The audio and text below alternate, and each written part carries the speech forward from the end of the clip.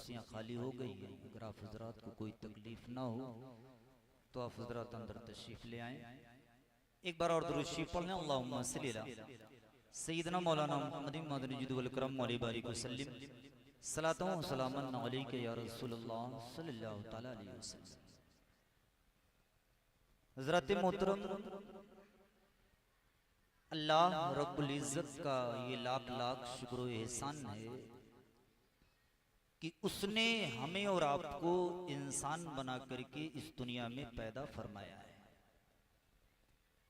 अल्लाह ने पूरी कायनात में 18,000 आलम को पैदा किया है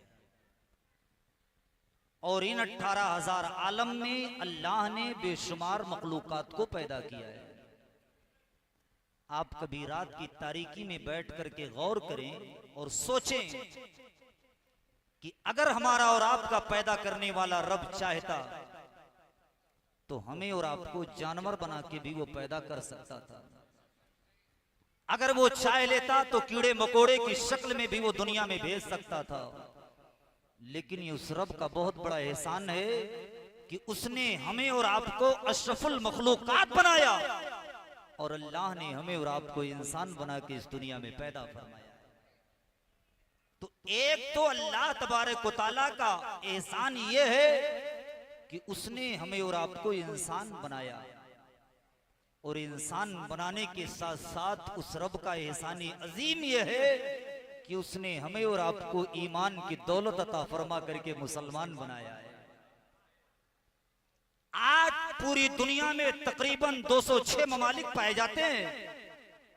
इन 206 मुल्कों के अंदर इस वक्त 4200 दीन धर्म और मजहब के मानने वाले लोग रहते और बसते हैं। आप गौर करें, अगर वो पैदा करने वाला रब चाह लेता तो किसी यहूदी के घर भी पैदा कर सकता था। वो चाह लेता किसी मजूसी के घर भी पैदा कर सकता था। वो चाह लेता किसी गैर कौम में भी पैदा कर सकता था। लेकिन ये उस रब का बहुत बड़ा एहसान है, उसने एक मोमिन के घर पैदा किया। आँख खुली तो मुस्तफा के सदके में दौलत ईमान हमारे और आपके हाथों में अता फरमा दिया है। और आपको बताऊं, ये ईमान का मिल जाना इतना आसान भी नहीं है। और उलमा बैठे आप पूछिए, ईमान ये अपनी कोशिशों से नहीं मिला करता, बल्कि अल्लाह का जिस पर बहुत बड़ा फजल होता है, अल्लाह तबारक व तआला उसे ईमान की दौलत से माला माल कर दिया करता है। वरना कौन नहीं जानता, सगे चचा था अबू लहब हमारे और आपके नबी का, मगर ईमान की दौलत नहीं पा सका। हब्श के रहने वाले थे बिलाल हब्शी, फारस के रहने वाले थे सलमान फारसी, रोम के रहने वाले थे सुहेब रोमी, कर्न के रहने वाले थे अबैस कर्नी।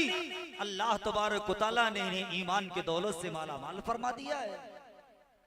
और आसानी के लिए आपको बताऊं, ताकि बात आसानी से आपके जहन में आए, हम और आप अपने नबी के जाहिरी जमाने से बहुत पीछे पैदा किए गए।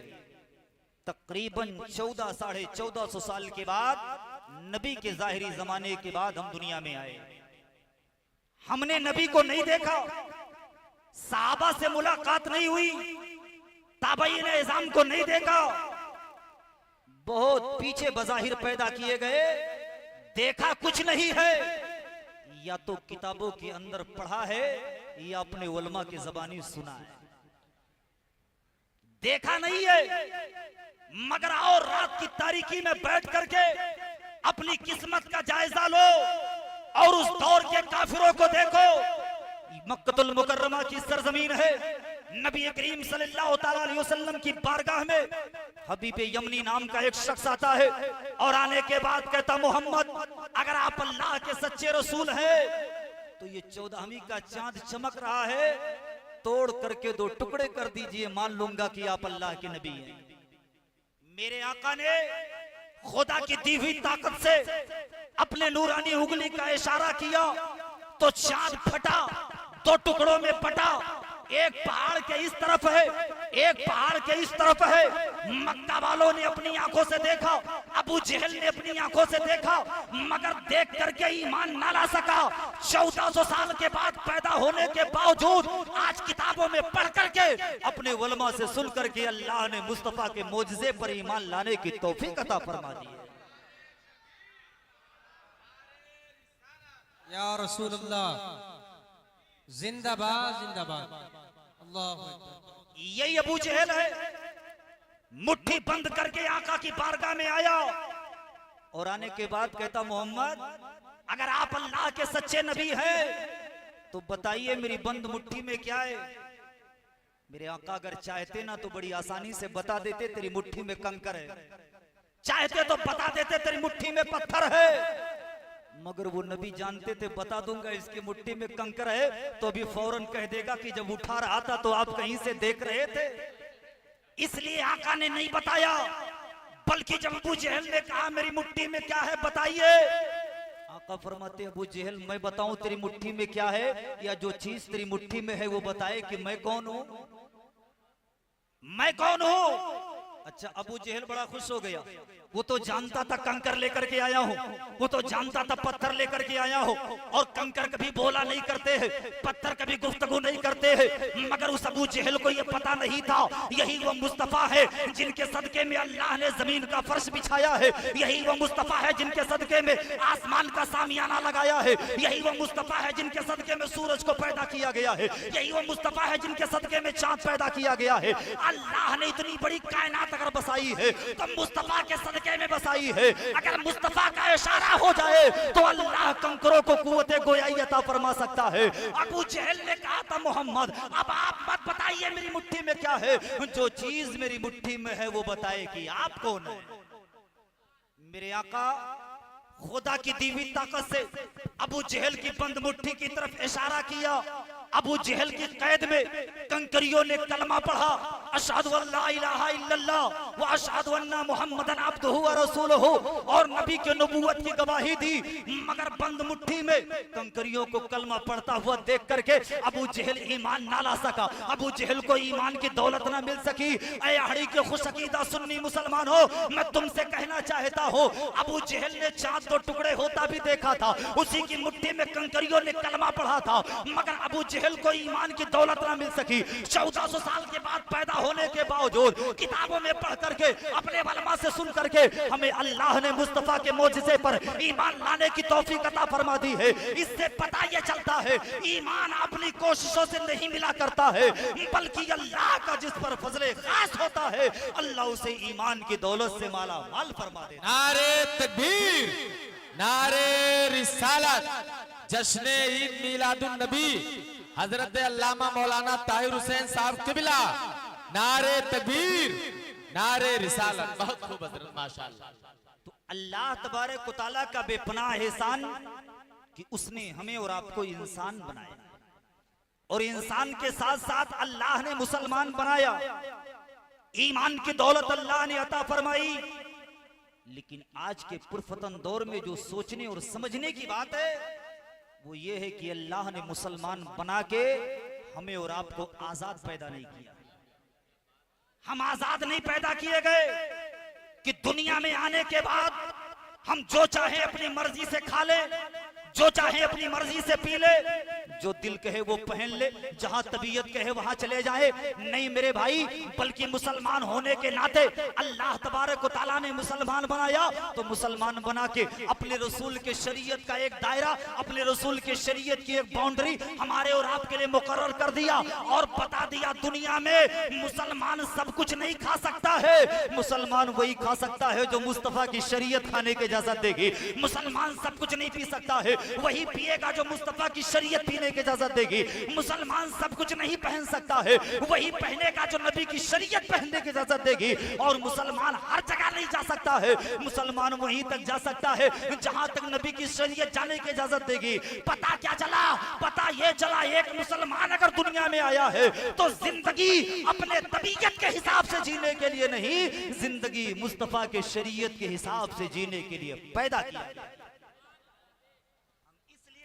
किए गए कि ये जिंदगी अपने हिसाब से जिएंगे, अपने हिसाब से खाएंगे, अपने हिसाब से पिएंगे, अपने हिसाब से पहनेंगे, अपने हिसाब से जहां दिल कहेगा वहां जाएंगे। नहीं मेरे भाई, मुसलमान हो तो अपने मुसलमान होने की जिम्मेदारी का एहसास करो। अल्लाह ने मुसलमान बनाया तो मुसलमान बना के आजाद नहीं पैदा किया कि हम जिंदगी अपने तबीयत के हिसाब से जिएंगे, बल्कि अल्लाह ने मुसलमान बनाया तो ये जिम्मेदारी आयत फरमाई है, हम जिंदगी जिएंगे तो मुस्तफा की शरीयत के हिसाब से जिंदगी जिएंगे। जिंदगी मुस्तफा के शरीयत के हिसाब से जीनी है। तो अच्छा बताओ, तो हम तो इंसान है ना, इंसान है, और इंसान की फितरत है तकलीद करना। इंसान ये फितरतन नकलची पैदा किया गया है, इंसान की फितरत में है नकल करना। एक बच्चा पैदा होगा, जैसे धीरे धीरे बड़ा होगा उसके अंदर अकल आएगी, उसके अंदर शऊर पैदा होगा, वो किसी ना किसी को अपनी जिंदगी का आइडियल जरूर बनाएगा। आपने अगर आज तक देखा होगा, गौर किया होगा, तो आप अपने घरों का जायजा लेकर के देख ले। आज हमारे घर में छोटा सा बच्चा पैदा होता है, धीरे धीरे वो बड़ा होता है, जैसे जैसे उसके अंदर अक्ल आती है, कभी दादा दादी घर में नमाज पढ़ने लगते हैं, बाप दादा घर में नमाज पढ़ना शुरू कर देते हैं। 4 साल का छोटा सा बच्चा होता है, देखता है माँ बाप नमाज पढ़ रहे हैं, तो बगल में जाकर के कभी रुकू में जाके, कभी सजदे में जाकर के हमारे अदाओं की नकल करता है। देखा आपने, होता है ऐसा। हम कोई काम कर रहे हैं तो बच्चे आकर के हमारे काम का नकल कर रहे, वो अपने से बड़ों को देख रहे हैं तो बड़ों के अदाओं की नकल कर रहे हैं, बड़ों को अपनी जिंदगी का आइडियल बना रहे हैं। ये इंसान तकलीद का खूगर है, ये इंसान नकलची पैदा किया गया है। और आज के दौर में नकल बताने और समझाने की जरूरत नहीं है मेरे भाई। आज अगर हमारे मुस्लिम माशरे पर नजर दौड़ा करके देख ले तो आज हमारा पूरा माशरा ये नकल के पीछे पड़ा हुआ है। वरना ये जितने 50+ लोग बैठे हैं, जिनकी उम्र 50 साल के ऊपर है, मैं आपसे पूछना चाहता हूं, आपने अपने गांव में, अपने इलाके में, अपने रिश्तेदार में देखा होगा, आज से 15 साल के पहले कोई आदमी फटा हुआ कपड़ा नहीं पहना करता था, कोई आदमी फटा कपड़ा नहीं पहनता। मैंने भी अपने बचपने में देखा है मेरे भाई, बाप दादा का जमाना था, बड़ी गुर्बत थी, उनके पास पहनने के लिए कपड़े नहीं थे, 2-2 जोड़े कपड़े में पूरे साल गुजर जाया करते थे। किसी के पास 1 जोड़ा कपड़ा होता था, जब वो कपड़ा मैला हो जाता था तो उसी कपड़े को धुलते थे, सुखाते थे, फिर पहन लिया करते थे। 1 जोड़ा कपड़ा साल भर पहनते पहनते जगह जगह से कपड़े पुराने होकर के फट जाया करते थे। मगर जब हमारे बाप दादा के कपड़े फटे तो उन्होंने फटलहा कपड़ा नहीं पहना था, बल्कि उस फटे हुए कपड़े को पहले सुई धागा लेकर के सिलाई करते थे, फिर जाकर के उसे पहना करते थे। अगर सिलने के लायक नहीं होता था तो दूसरा कपड़ा काट करके उस पर पेबंद लगाते थे, तब जाकर के पहना करते थे। फटे हुए कपड़े नहीं पहना करते थे यार। जब गुर्बत थी तो हमारे बाप दादा ने फटे हुए कपड़े नहीं पहने। मगर आज आप गौर करो, आज से 15 साल पहले कोई फटा कपड़ा नहीं पहनता, और अगर आज से 10 साल पहले कोई आदमी फटा हुआ कपड़ा पहन के इसे रास्ता पकड़ के आपके हड़ी से जा रहा होता तो जितने लोग देखते ना कि यार इसका कपड़ा फटा है, तो ये समझ जाते ये बहुत बड़ा गरीब आदमी है जिसके पास पहनने के लिए कपड़े नहीं है। या तो ये जान जाता है जो फटा हुआ कपड़ा पहन के जा रहा है, या तो ये गरीब है, या तो ये फिर पागल है। आज से 10 साल पहले फटा हुआ कपड़ा पहनना गुर्बत की निशानी थी, आज से 10 साल पहले फटा हुआ कपड़ा पहनना पागल होने की निशानी थी। लेकिन ये मगरिबी तहजीब की देन है, ये फिल्मों का नतीजा है कि किसी फिल्म में एक मर्तबा गलती से एक हीरो की जींस फट गई तो आज करोड़पति का बेटा भी फटी हुई जींस पहनना अपने लिए फख्र और शान समझता हुआ नजर आता है। एक हीरो की जींस फट जाए, हमारा नौजवान अपना सही कपड़ा उतार करके फटा जींस पहनना शुरू कर दिया। आज आप शोरूम में जाकर के देखिए ना, अगर सही सलामत कपड़ा 800 में बिक रहा तो फटा जींस बड़े आराम से 1800 में बिक रही है। मेरे मिल्लत के नौजवान, मैं तुमसे पूछना चाहता हूं, ये सही कपड़ा उतार करके तुमने फटा पहनना क्यों शुरू कर दिया? तो ये उल्टे मौलाना साहब को समझाता है, हजरत नहीं जानते ये पैटर्न है, ये नए जमाने का फैशन है। लेकिन मैं तुमसे पूछना चाहता हूँ मेरे भाई, अगर ये पैटर्न है और फैशन है तो मैंने जितने नौजवानों को फटी हुई जींस पहने हुए देखा है, उनकी जींस या तो घुटने पे फटी हुई मिलती है या तो घुटने के ऊपर रान पे फटी हुई मिलती है। मैं तुमसे कहना चाहता हूँ अगर ये पैटर्न है तो पैटर्न घुटने के नीचे भी बनाया जा सकता था, फैशन घुटने के नीचे भी बनाया जा सकता था, मगर क्या मकसद था घुटने पर जींस को फाड़ने का, घुटने के ऊपर जींस को फाड़ने का? इसलिए कि जब हम अपने मुस्तफा के तरीके का मुताला करते हैं तो मेरे आका इरशाद फरमाते हैं एक मर्द के लिए कमर से लेकर के घुटने तक इतना सतरे औरत है जिसका छिपाना 24 घंटे तुम्हारे ऊपर फर्ज करार दिया गया है। लोगों के सामने खोल करके जाओगे, तुम्हारे नामे अमाल में हरामकारी का गुनाह लिखा जाएगा, तुम्हारा नामे अमाल बर्बाद होगा। 24 घंटा खुला रखोगे तो 24 घंटा हरामकारी का गुनाह तेरे नामे अमाल में दर्ज होता रहेगा। जिसे दुनिया तुम्हें फैशन के नाम पे दे रही है और जिसे तुमने पैटर्न के नाम पर फॉलो किया है, या ना कोई फैशन है ना पैटर्न है, या यहूदियों की साजिश है जिस साजिश की बुनियाद पर तुम्हें फटा लिबास दे करके तुम्हें मुस्तफा की शरीयत से दूर करने की साजिशें रची जा रही है। मुस्तफा के उसमें हसना से तुम्हें दूर किया जा रहा है और आज तुम उसे पैटर्न समझ करके बड़ी आसानी से फॉलो करते चले जा रहे हैं। बताओ, आज हम फटा लिबास पहन के किसी हीरो का नकल करने के लिए नहीं आए थे, बल्कि हमारे लिए लिबास कैसा होना चाहिए आमिना के लाल ने आज से 1400 साल पहले लिबास पहनने का तरीका हमें बता दिया था। इसलिए मैंने कहा आज के दौर में नकल बताने की जरूरत नहीं है। आप जरा गौर करो, क्या बात है, कोई दिक्कत है आप लोगों को? दुरूद पढ़ लें, अल्लाहुम्मा सल्ली अला सैयदना मौलाना सल्लल्लाहु तआला अलैहि वसल्लम। तो आप जरा देख ले, लिबास पहनने में नकल किया तो हमारे नौजवानों ने दुनियादारों की नकल। और आगे आप आइए, आप जितने लोग बैठे हैं आप थोड़ा मेरी तरफ देखिए। आज से 5-6 साल के पहले हमारे नौजवानों के सरों पे आज जो कमीना कट बाल है ना, देखा आपने? जानवर की तरह बाल रखते, किनारे किनारे साफ होता है, बीच में बड़ा बड़ा होता है। देखा आपने? ऐसी कटिंग 5-6 साल के पहले नजर नहीं आ रही थी। फिर अचानक ये बला इतनी तेजी के साथ आई कहां से?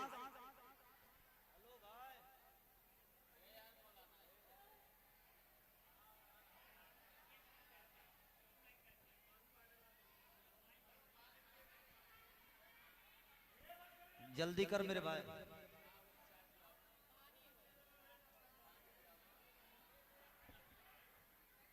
उसको वहां बीच से बुला लो बाबू, थोड़ा सा खामोश। दुरूद पढ़े, अल्लाहुम्मा सल्ली अला सय्यिदना मौलाना मुहम्मद मदरिजुद वल करम वाली बारिक वसल्लम सलातो व सलामन अलैका या रसूलुल्लाह सल्लल्लाहु अलैहि वसल्लम। आप तवज्जो मेरी तरफ करिए, अभी वो खुद खामोश हो जाएंगे।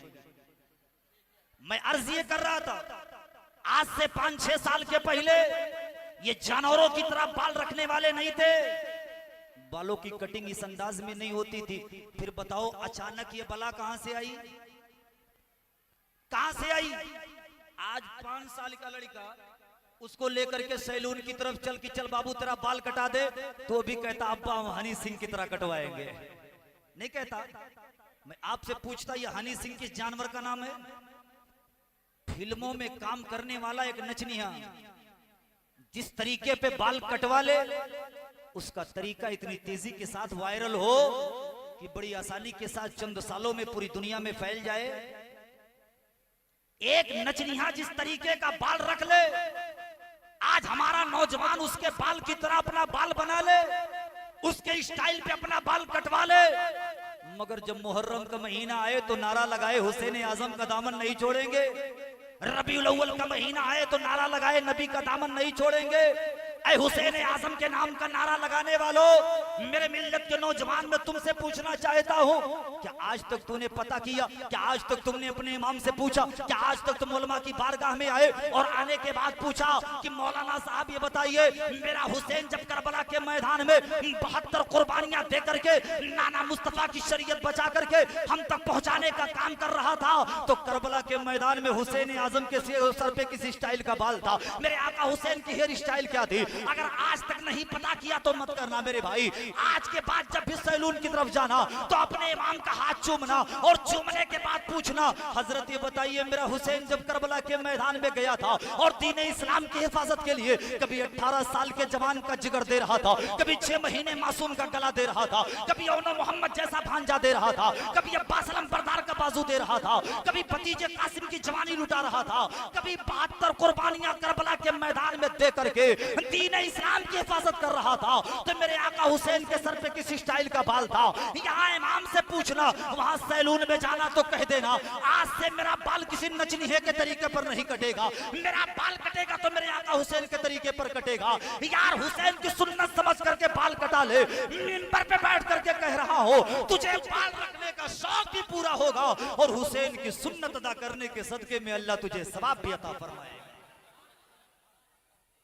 लिबास पहनेगा तो दुनियादारों के तरीके पर, बाल रखेगा तो नाचने वालों के तरीके पर, लेकिन मैं तुझसे पूछता हूं मेरे भाई, ये बता कभी सैलून से जानवर की तरह बाल कटा के आया तो क्या तेरी माँ ने तेरे बालों की तारीफ की, तेरे भाई ने तेरे बाल की तारीफ की, तेरे बच्चों ने तेरे बाल की तारीफ की, तेरी बीबी ने तेरे बालों की तारीफ की, तेरे बाप ने तेरे बालों की तारीफ की? यार आज जिस अंदाज में तू बाल कटा रहा है, तेरे बालों की तारीफ तेरी बीबी नहीं कर रही है, तेरे बालों की तारीफ तेरे भाई नहीं कर रहे हैं, तेरे बालों की तारीफ तेरी माँ नहीं कर रही है, तेरे बालों की तारीफ कोई दुनियादार नहीं कर रहा है, तेरा बाप तेरे बाल की तारीफ करने के लिए तैयार नहीं है, मगर आज इस मुस्तफा के मिलाद में तू बैठा है।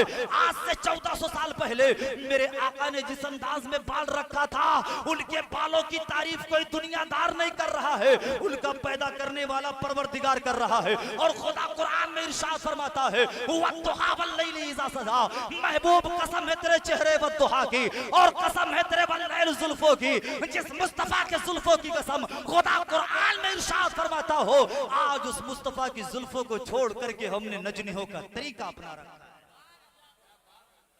बताओ, बाल रखेंगे तो नाचने वालों के तरीके पर, लिबास पहनेंगे तो दुनियादारों के तरीके पर, खाना खाएंगे तो जानवरों के तरीके पर, खाना खाएंगे तो जानवर के तरीके पर, वरना हम पहले भी मेहमानदारी में जाते थे।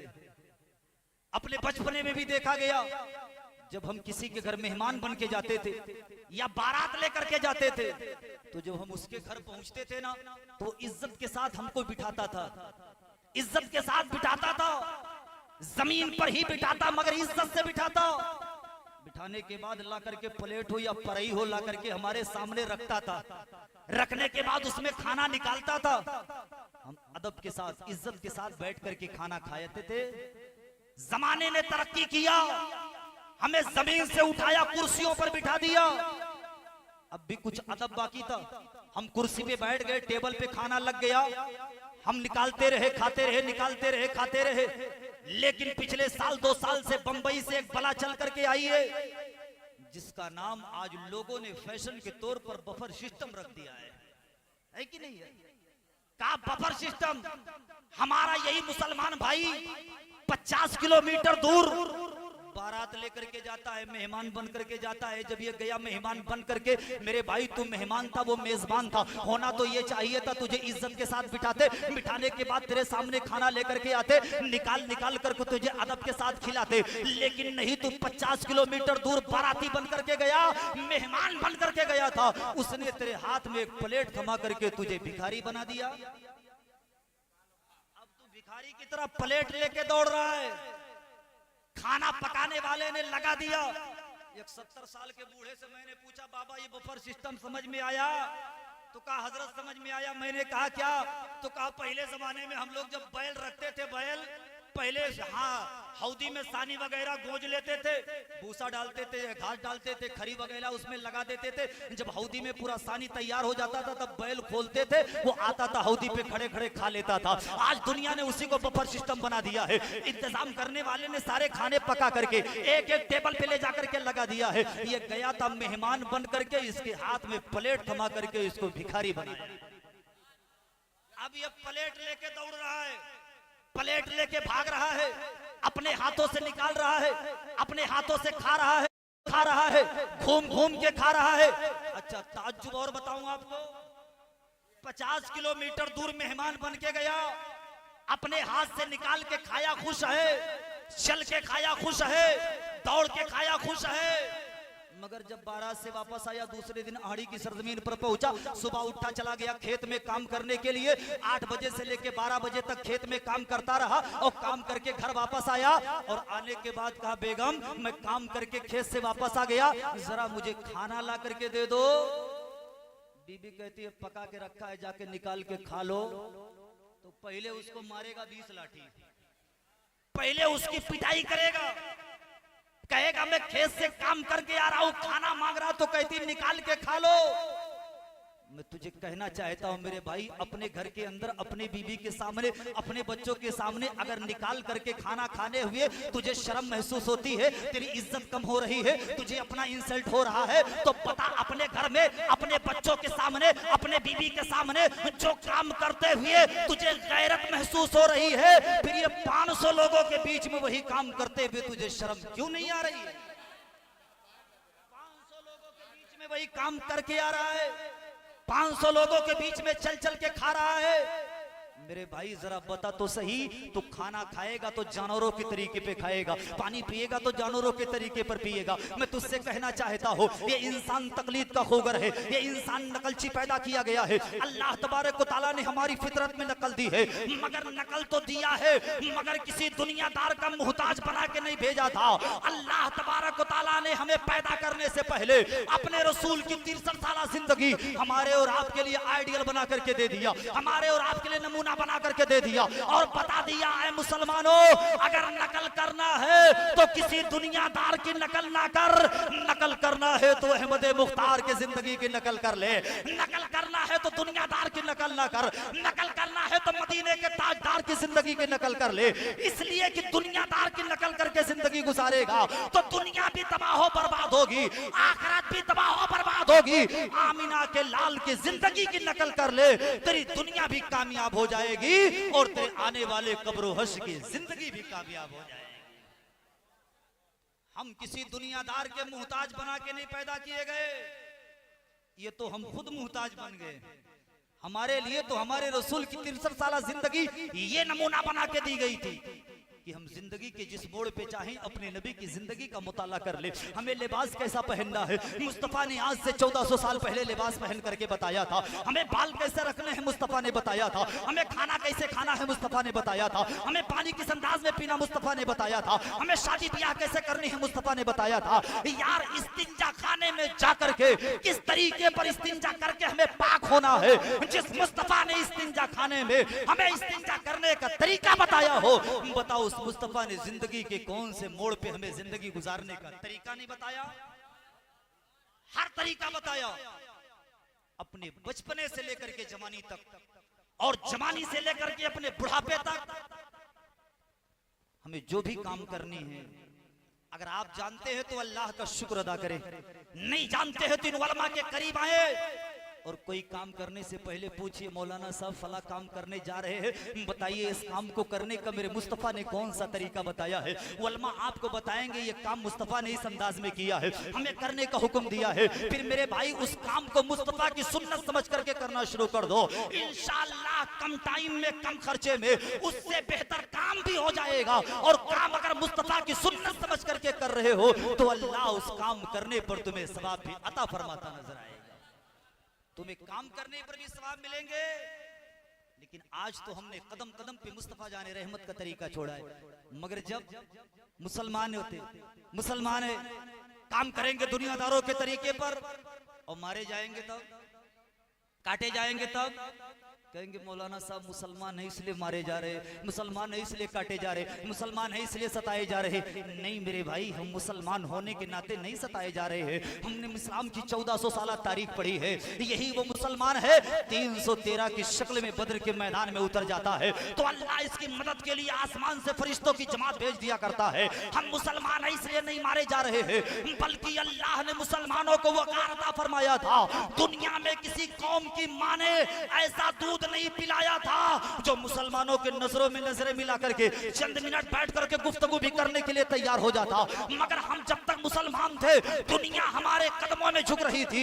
जब से हमने मुस्तफा का तरीका छोड़ा है आज हम दुनिया के कदमों में झुकते हुए नजर आते हैं। इसलिए आज हम मारे जा रहे हैं, आज हम काटे जा रहे हैं, आज हम सताए जा रहे हैं, आज हम दर दर की ठोकरें खा रहे हैं। तो इसकी वजह क्या है? इसकी वजह एक है और वो ये है कि हमने कदम कदम पे मुस्तफा जाने रहमत का तरीका छोड़ा है। हमने कदम कदम पे मुस्तफा का तरीका छोड़ा है। न तो हमारे लिबास मुस्तफा के तरीके पर रहे, न तो आज हमारी बहन बेटियों के लिबास। आज जरा अपने घर की औरतों का जायजा लेना। अभी मुहर्रम का महीना गुजरा है, अभी आपको ने वलमा से सुना होगा मेरा हुसैन 71 लाशें उठाने के बाद जब मैदान करबला का दूल्हा बनकर के करबला के मैदान की तरफ चला था ना, तो अपनी बहन ज़ैनब को ये तलकीन और ये पैगाम देता हुआ जा रहा था। कहा था ज़ैनब अब तेरे भाई हुसैन के इम्तिहान का वक्त खत्म होने वाला है, ज़ैनब अब तेरे इम्तिहान का वक्त शुरू होने वाला है। ऐ ज़ैनब तो अपने भाई हुसैन की वसीयत हमेशा याद रखना, मेरी शहादत के बाद अपने बाल ना नोचना, अपने सीने मत पीटना। और ज़ैनब तेरा भाई तुझे वसीयत करके जा रहा है, मेरे शहादत के बाद कभी मेरी मैयत पर मेरे लाश पर कभी तुम्हें पर्दा होकर के बगैर दुपट्टे के नहीं आना। आज हमारा हाल क्या है? आज हमारा हाल क्या है? जब हम अपने घर के बहन बेटियों का लिबास उठा करके देखते हैं तो आज लिबास पहन करके भी हमारी बेटियां हमारे नजरों के सामने नंगी नजर आ रही है। नंगी हो गई हमारी कौम की बेटियां, नंगी हो गई पतले लिबास के नाम पर हमारे बहनें। और आज शादी ब्याह के नाम पर तो आप देख ले हमारी वो बहन, हमारी वो बेटी जो साल साल भर घरों के अंदर पर्दे में रह करके जिंदगी गुजारती है, एक दिन अगर शादी का दिन आ जाए तो वो भी बगैर दुपट्टे के 2 किलोमीटर तक दूल्हा भेजने के लिए आराम से चली जाती है। मेरे भाई जरा सोचो, आज से 1400 साल पहले मेरे आका ने कहा था एक दौर आएगा, एक जमाना आएगा, कौम की औरतें लिबास पहन करके भी नंगी नजर आएंगी। आज वो दौर हमारे नजरों के सामने है कि नहीं है? लिबास इतने बारीक हो गए, लिबास इतने चुस्त हो गए कि आज लिबास पहन करके भी हमारी बेटियां कौम के सामने नंगी नजर आ रही है। जिनके सरों पे दुपट्टे नहीं रुक रहे, आज मज़ारों पे जाकर के देख ले तो कबड्डियां ये खेल रही है, बाजारों में जाके देख ले तादाद इनकी ज्यादा पाई जा रही है, मेलों में जाकर के देख ले इनकी तादाद ज्यादा पाई जा रही है। इन्हें दुपट्टे से मतलब नहीं, इनके लिबास इतने बारीक हो गए। लेकिन एक वाकया मैं आपको बताऊं ताकि बात आपके समझ में आए। बताओ इस कायनात के अंदर, इसी जमीन के ऊपर और इसी आसमान के नीचे एक शादी हुई थी रसूल कायनात की बेटी फातिमा तो ज़हरा की हजरत अली रज़ियल्लाहु ताला अन्हा। फातिमा आज अपने बाप के घर से दुल्हन बन के अपने शौहर हजरत अली के हुजरे में तशरीफ लेकर के जाती है। हजरत अली जब पहली मर्तबा अपने बीवी से मुलाकात करने के लिए तशरीफ लेकर के गए, दरवाजे पे पहुंचे, दरवाजा खटखटाया, हजरत फातिमा दरवाजा खोलती हैं, अपने शौहर को सलाम करती है, हजरत अली सलाम का जवाब देते। हजरत फातिमा के जिस्म पर, बदन पे नजर पड़ी, दरवाजे पे खड़े हैं, अंदर दाखिल नहीं हो रहे। हजरत फातिमा ने क्या देखा? हजरत अली की आंख से आंसू बह रहे, हजरत अली की आंख से आंसू के कतरे टपक रहे। पहला दिन है, पहली मुलाकात है, उससे पहले शौहर को रोता देखा। हजरत फातिमा ने तो अर्ज किया था, मेरे शौहर क्या मुझसे कोई गलती हो गई? क्या मुझसे कोई खता हो गई? क्या मैंने कोई गुस्ताखी कर दी? आखिर बताओ तो आपके रोने की वजह क्या है? हजरत अली ने कहा था, फातिमा तूने कोई गलती नहीं की है, फातिमा तुझसे कोई गुस्ताखी नहीं हुई है, फातिमा तूने कोई खता नहीं की है। पूछा मेरे शौहर बताओ फिर रोने की वजह क्या है? हजरत अली फरमाते, फातिमा आज तेरे लिबास को देख के मेरी आंख में आंसू आ गए, तेरे कपड़े पे नजर पड़ी तो आंख में आंसू। आखिर वो फातिमा का कपड़ा कौन सा था? आज हर चाहे वो गरीब बाप हो या अमीर बाप, अपनी बेटी को या अपने बेटे को सबसे कीमती लिबास और सबसे अच्छा लिबास उस दिन पहनाने की कोशिश करता है जिस दिन उसकी शादी होती है। आज ये हमारा हाल है।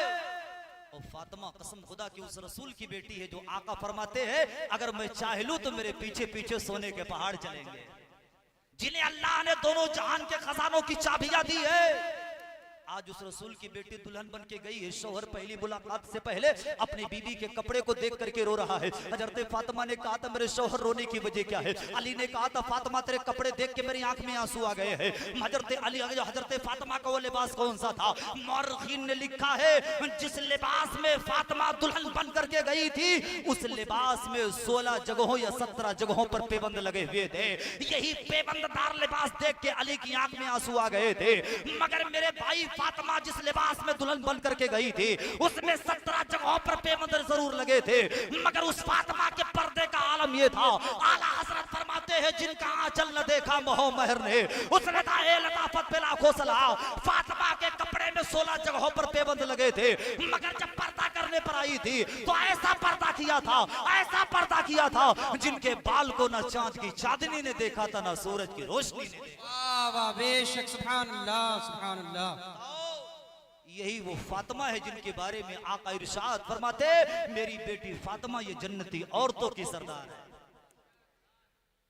कायनात के जिस औरत को भी जन्नत मिलेगी वो रसूल की बेटी फातिमा की इजाजत से मिलेगी।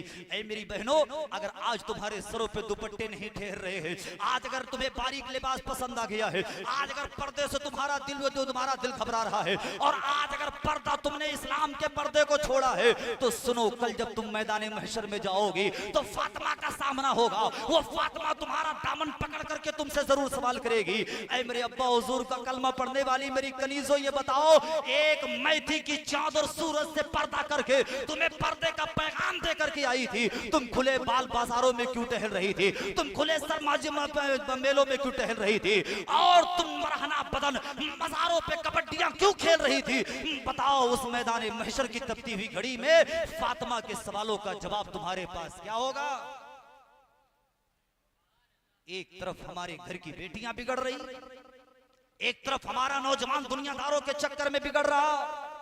इसलिए मैं तुमसे कहना चाहता हूं मेरे भाई, हम किसी ऐरे गैरे नत्थु खैरे के मुहताज नहीं है। हमारे लिए हमारे रसूल की 63 साल जिंदगी ये बेहतरीन नमूना बना करके दिया गया है। हमारे लिए हमारे रसूल की जिंदगी ये बेहतरीन नमूने अमल है। इसलिए जिंदगी के हर मोड़ पर मुस्तफा की सुन्नत पर अमल करने की कोशिश करनी है। आज अमल हो क्यों नहीं रहा? आज हम मुस्तफा के तरीके से दूर जा क्यों रहे? नारे तकबीर, नारे तकबीर, नारे रिसालत, नारे रिसालत, उलमाए अहले सुन्नत, उलमाए अहले सुन्नत, हजरत अल्लामा मौलाना मुफ्ती मोहम्मद इलियास साहब बिला मिसबाही, नारे तकबीर, नारे रिसालत। हजरात मोहतरम, मैं आप हजरात से बड़े ही अदब एहतराम के साथ गुजारिश कर रहा हूँ कि यहाँ पर कुर्सियाँ कुछ खाली हैं। अगर आप हजरात को जहमत ना हो तो चूंकि मुफ्ती साहब के बिला क़ियामत आमद हो चुकी है, हेलो, मैं बड़ी जिम्मेदारी से आप हजरात से गुजारिश कर रहा हूँ कि जितनी मेहनत और मशक्कत से आप हजरात ने इस महफिल को सजाया और बसाया है, खुदा के वास्ते ये एक बात मेरी आप हजरात मान लें और यहाँ पर जो कुर्सियाँ खाली हैं वहाँ आकर के बैठ जाए। ये हजरत अल्लामा मौलाना ताहिर हुसैन साहब के बिला बरकाती साहब का बयान हो रहा है। उसके बाद फिर हमारे दूसरे जिले से तशरीफ लाए आपके महबूब और चहीते शायर हजरत हाफिज कारी गुलाम गौस साहब के बिला रजवी की नाते पाक होगी। फिर उसके बाद मुफ्ती साहब के बिला का बयान होगा इंशाअल्लाह। मैं आप हजरात से गुजारिश करूंगा कि आकर के बैठ जाएं, बड़ी मेहरबानी होगी। देखें इतनी गर्मी नहीं है कि जिसके लिए आप हजरात को बाहर जाना पड़े। आप हजरात तशरीफ ले आए, माशाअल्लाह सुभान अल्लाह। हाँ, दुरूद पाक पढ़ ले। अल्लाहुम्मा सल्ली अला सैयदना व शफीअना हबीबना मौलाना मोहम्मद बारिक वसल्लिम सलातो व सलामन दाइमन अलैका या रसूल अल्लाह सल्लल्लाहु तआला अलैहि वसल्लम।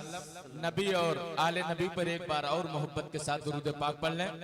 अल्लाहुम्मा सल्ली अला सैयदना मौलाना मोहम्मद बारिक वसल्लिम सलातो व सलामन अलैका या रसूल अल्लाह सल्लल्लाहु तआला अलैहि वसल्लम। माशाअल्लाह। आप देख रहे हैं आलिम नबील फजली जलील उस्ताजुल उलमा हज़रत अल्लामा मौलाना मुफ्ती इलियास साहब किबला तशरीफ ला चुके हैं। आप हजरात हजरत के चेहरे की ज़ियारत करें और चंद मिनट और मेरी गुफ्तगू समाप्त करें। मैं अर्ज ये कर रहा था कि रसूल की जिंदगी हमारे लिए बेहतरीन नमूना है। हमें जिंदगी की हर मोड़ पर मुस्तफा की सुन्नत पर अमल करना होगा। अगर हम दुनिया और आखिरत में कामयाबी चाहते हैं तो नबी की 63 साल जिंदगी अपने लिए आइडियल बनानी होगी।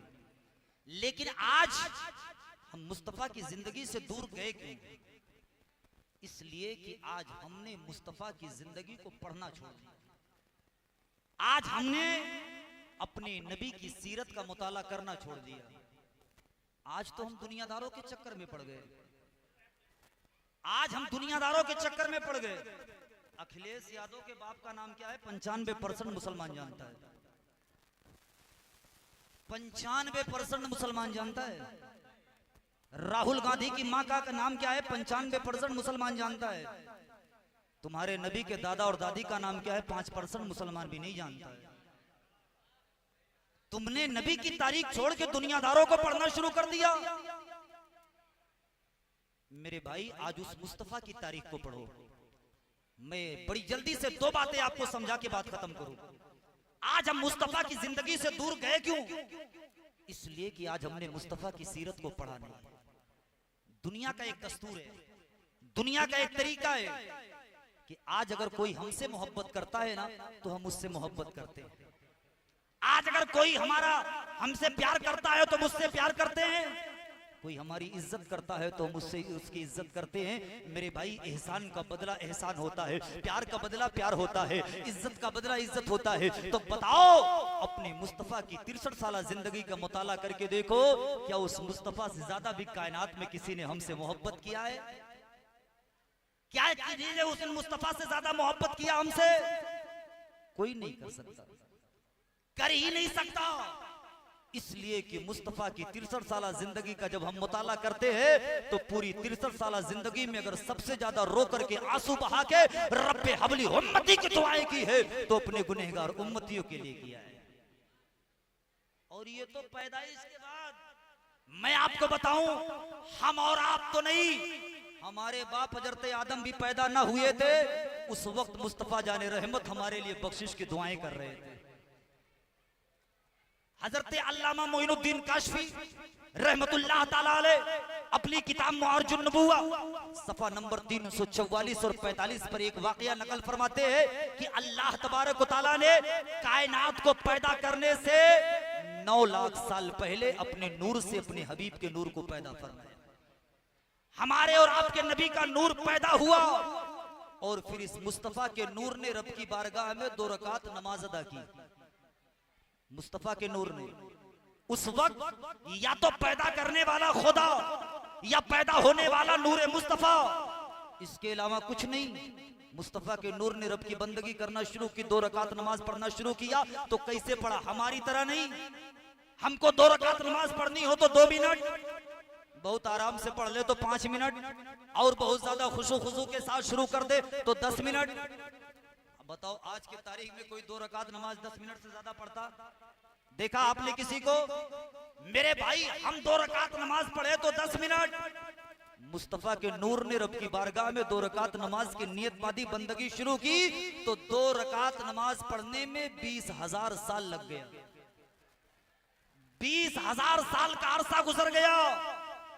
20,000 साल के बाद जब ये नमाज मुकम्मल हुई, सलाम फेरा, नमाज मुकम्मल, रब इरशाद फरमाता है, मेरे मुस्तफा के नूर, मैंने तेरी इबादत को अपनी बारगाह में कबूल कर लिया। इस इबादत के बदले में जो मांगना है मांग ले, इस इबादत के बदले में जो सवाल करना हो कर ले। आज जो मांगेगा दे दूंगा, जो सवाल करेगा पूरा कर दूंगा। ऐसे मौके पर मेरे आका के नूर ने मांगा क्या था? मेरे आका के नूर ने क्या सवाल किया था? ऐ अहड़ी के खुश अकीदा सुन्नी मुसलमान हो, नाज करो अपनी किस्मत पर। मेरे आका के नूर ने रब की बारगाह में 2 रकात नमाज अदा की है। अल्लाह ने नमाज कबूल फरमाई और मांगने के लिए कह रहा है। मेरे मुस्तफा के नूर ने मांगा क्या था? आका के नूर ने इरशाद फरमाया, ऐ परवरदिगारे आलम, जैसा कि तेरे बताने से मुझे मालूम है एक जमाना आएगा, एक दौर आएगा तो मुझे अपना आखिरी रसूल बना के दुनिया में पैदा फरमाएगा। मेरे मौला जब मैं दुनिया में जाऊंगा तो मेरे जमाने से लेके कयामत तक आने वाले तेरे जितने बंदे होंगे वो सबके सब मेरे उम्मती कहलाएंगे। मेरे मौला मेरे उम्मतियों में बहुत सारे लोग गुनहगार होंगे, बहुत सारे लोग सियाकार होंगे, बहुत सारे लोग बदकार होंगे। और मौला जब वो पलट के तेरी बारगाह में आएंगे तो उनके गुनाहों की बुनियाद पर तूने जहन्नम में डालेगा। मौला मेरा उम्मती जहन्नम में चला जाए ये मुझ मोहम्मद से गवारा नहीं हो सकता है। इसलिए आज अगर तूने मेरी इबादत कबूल की है और मुझसे मांगने के लिए कह रहा है तो मैं तुझसे कुछ नहीं मांगता हूं तो सिर्फ इतना मांगता हूं कि मेरे गुनहगार उम्मतियों का मामला तू मेरे हवाले कर दे, मेरे गुनहगार उम्मतियों का मामला मेरे हवाले कर दे। अल्लाह इरशाद फरमाता है मुस्तफा जा मैंने तेरी मुराद को पूरी किया है, मैंने तेरी ख्वाहिश को पूरी किया है, मैंने जो तू मांगा तुझे अता किया है। कल मैदाने महशर में इशारा करना ये तेरा काम होगा, गुनहगारों के गुनाहों को बख्श के जन्नत देना ये तेरे रब का काम। बताओ है कोई उस नबी से ज्यादा प्यार करने वाला तुमसे? यार तुम आए नहीं थे, हमारे बाप आदम भी पैदा नहीं हुए, उस वक्त भी मुस्तफा जाने रहमत हमारे लिए बख्शिश की दुआएं कर रहे, उस वक्त भी हमें याद कर रहे, हमारे लिए बख्शिश की दुआएं कर रहे। और आओ वही आका सल्लल्लाहु ताला अलैहि वसल्लम जब 12 रबीउल अव्वल की तारीख को इस खाकदानी गीती पर तशरीफ लेकर के आते हैं, आपने वलमा से बारहा सुना होगा, मेरे आका जब इस खाकदानी गीती पर तशरीफ लेकर के आते हैं, आज हमारे घर भी बच्चे पैदा होते, आपके घर भी बच्चा पैदा होता है, मौलाना के घर भी बच्चा पैदा होता है, जाहिल के घर भी बच्चा पैदा होता है, डॉक्टर के घर भी बच्चा पैदा होता है। मगर बताओ कायनात में जितने बच्चे पैदा होते हैं, चाहे वो आलिम के घर पैदा हो तो जाहिल के घर पैदा हो, मगर हर पैदा होने वाला बच्चा रो के अपनी जिंदगी का ऐलान करता है, रो के अपनी जिंदगी की शुरुआत करता है। आता है तो रोता हुआ आता है, मगर इसी जमीन के ऊपर और इसी आसमान के नीचे 12 रबीउल अव्वल की तारीख को जब हजरत आमिना की शिकम मुबारक से हजरत अब्दुल्लाह के आंगन में, हजरत अब्दुल मुत्तलिब के घर में आमिना के लाल की आमद होती है, तो मेरे आका जब इस खानदानी गीती पर तशरीफ लाते हैं तो रोते हुए जिंदगी का ऐलान नहीं किया है, बल्कि नबी का सर सजदे में है, जबान पर रब्बे हबली उम्मती की सदा बुलंद है, रब्बे हबली उम्मती की सदा बुलंद है, रब्बे हबली उम्मती कहते हुए पैदा हुए। हक ने फरमाया कि बख्शा अस्सलातो वस्सलाम, मुस्तफा दुनिया में तशरीफ ला रहे हैं तो हम गुनहगारों के लिए बख्शिश की दुआएं करते हुए तशरीफ ला रहे हैं। बताओ जो नबी पैदा होते ही गुनहगारों के लिए बख्शिश की दुआएं कर रहा, उस मुस्तफा से ज्यादा कोई प्यार तुमसे कर सकता? उस मुस्तफा से ज्यादा मोहब्बत कोई तुमसे कर सकता? नहीं कर सकता। और यही से मैं आपको बताऊं, हमें मिलादे मुस्तफा मनाने का एक सबूत भी मेरे आका ने दे दिया और बता दिया। अगर दुनिया में कोई तुमसे पूछे कि हर साल नबी की मिलाद क्यों मनाते हो, हर साल नबी की पैदाइश क्यों मनाते हो, तो दुनिया के लोगों को बता दो जो मुस्तफा अपने मिलाद में अपने गुनहगार उम्मतियों को ना भूला हो, हम गुनहगार उम्मती भी अपनी पूरी जिंदगी मुस्तफा के मिलाद को नहीं भुला सकते हैं। तो मुस्तफा दुनिया में आए तो हमें याद करते हुए अब 63 साल जिंदगी, अगर मैं गुफ्तगू करूं बात बड़ी लंबी होगी। 63 साल जिंदगी का मुताला करते हैं तो मेरे आका सबसे ज्यादा प्यार अपने गुनहगार उम्मतियों से रब्बे हबली उम्मती की सदाएं बुलंद करते हैं, रब्बे हबली उम्मती की सदाएं बुलंद करते हैं। अब ये जिम्मेदार उलमा बैठे हैं, आप पूछिए मेरे आका सल्लल्लाहु ताला अलैहि वसल्लम जब दीन का काम मुकम्मल हो गया, 63 साल जिंदगी मुकम्मल करके जब आका के दुनिया से जाने का वक्त आ गया, आका के दुनिया से जाने का टाइम आ गया, हजरत इजराइल मौत का फरिश्ता रूह निकालने के लिए नबी की बारगाह में तशरीफ लेकर के आया और अपना पंजा मेरे आका सल्लल्लाहु ताला अलैहि वसल्लम की सीने अक़दस पे रखा नबी की रूह कब्ज करने के लिए। तो मेरे आका को मौत की हल्की सी तकलीफ महसूस होती है। मौत की तकलीफ हमारे और आपके नबी को मेरे आका फरमाते इजराइल ठहर जा, पहले ये बता जब मुझे मौत के वक्त रूह निकालते वक्त तू इतनी तकलीफ देता है तो मेरे उम्मतियों को मौत के वक्त कितनी तकलीफें देता है, कितनी तकलीफ है।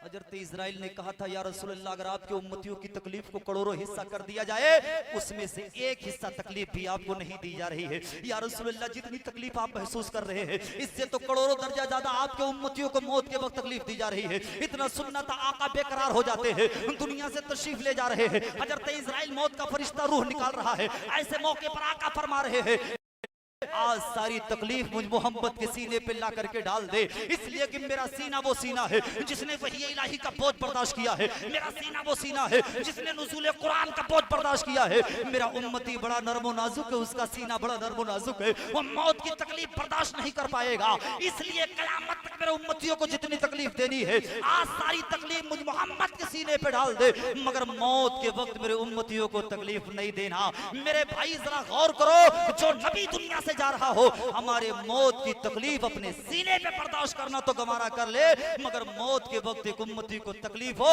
जो मुस्तफा गवारा ना करे, बताओ उस मुस्तफा से ज्यादा कोई प्यार हमसे कर सकता है?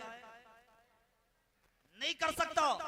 वो मुस्तफा दुनिया से तशरीफ ले गए, आपको कब्र अनवर के अंदर उतार दिया गया।